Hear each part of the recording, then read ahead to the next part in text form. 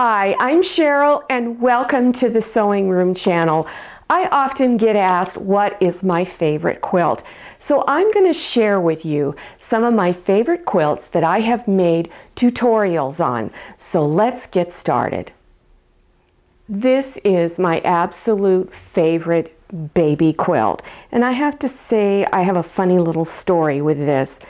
I made this several years ago and I wanted to make something really fast for a video. I opened up a box looking for fabric, and this fabric had already been cut out years before that. And so I quickly made it, never thinking that this would be my most popular video I have. This one has over 1 million hits. Never did I think that that was going to happen the day I made this. I enjoy working with panel fabrics, and this center fabric in the middle is what we call panel fabric. It's one continuous piece of fabric, and all I did was add a triple border around it. I also have something called flange quilt binding. So if you want to know what flange quilt binding is, there's going to be a link below your YouTube screen to click on this. But I've turned this into a wall hanging, so it does have a sleeve sewn into it on the back side at the top. And when we move, we're moving into a new home, this is going to be hanging in my new sewing room.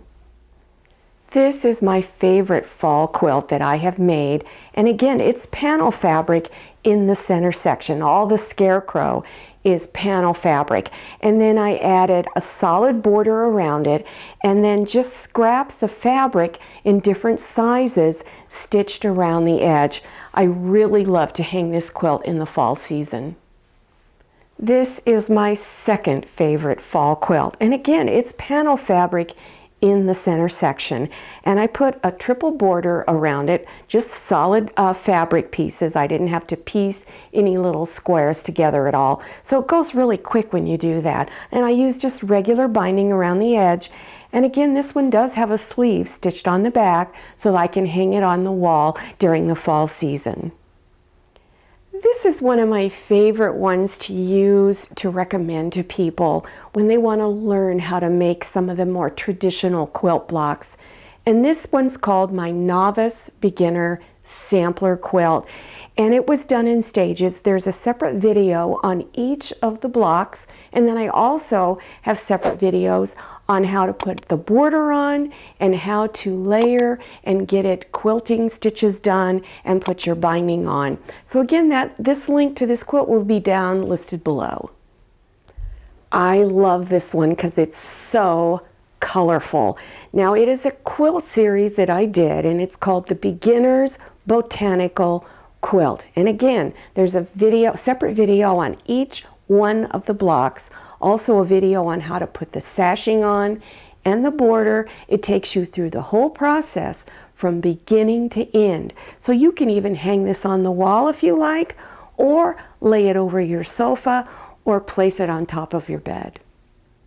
This was my very first quilt series, and it's called the Beginner's Sampler Quilt. These blocks are very traditional blocks. There's more pieces involved. If you are a real beginner, you've never even sewn before, I wouldn't start with this one. I would start with a pot holder. I get asked that a lot. So never start with a great big quilt. Start with something really, really small. But you can make the blocks any color you like. You can use scraps to put this together. I do take you through the process of putting your sashing on, the border, the whole 9 yards. Every now and then I like to make just a really small quilt wall hanging, really, really small. And this one is really cute. This is called Attic Window, and it looks like you're looking through a window outside into a garden. You can also make it look like it's looking inside of a home. I put these little tab tops on there, and you could put a nice wooden rod through there if you want to. This is really, really cute. The attic window block is a simplified method of putting it together. There are more complicated methods, but this particular one is pretty easy to do for a beginner. Now in this one, I don't have a video on this whole quilt. What I did was I did a video on all of the different leaves, how to make your own leaf patterns. And I put this into a quilt, and I'm thinking about hanging it in my kitchen. And now this one, these are quilt blocks that almost looks like a star, and there's a little method for doing this. So you want to just go through my list of quilts and look for some of the star blocks, and you can learn how to make something like this. This block, the strawberry, was on that beginner's botanical quilt, and I had an extra block left over. It's what we call Orphan Block. And I'm going to hang this in my sewing room because I thought it was so cute. So you can put a simple border around any block and use it as a wall hanging. Here is card trick using 4 different colors, and I thought this was really pretty. And again, I'm going to be hanging it. And I also put the flange quilt binding on it. Here is an 8-point star block. And I did flange quilt binding on this too.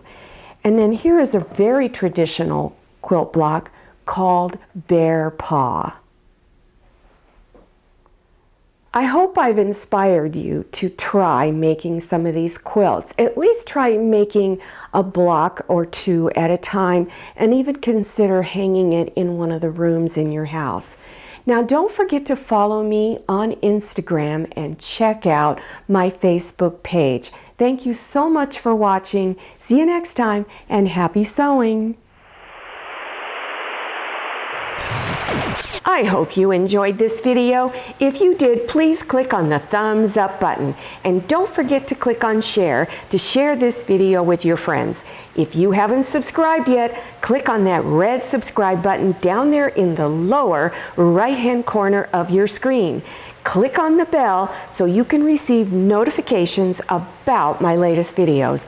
I'm Cheryl, and this is Scotty, and this is Manny. See you next time, and happy sewing!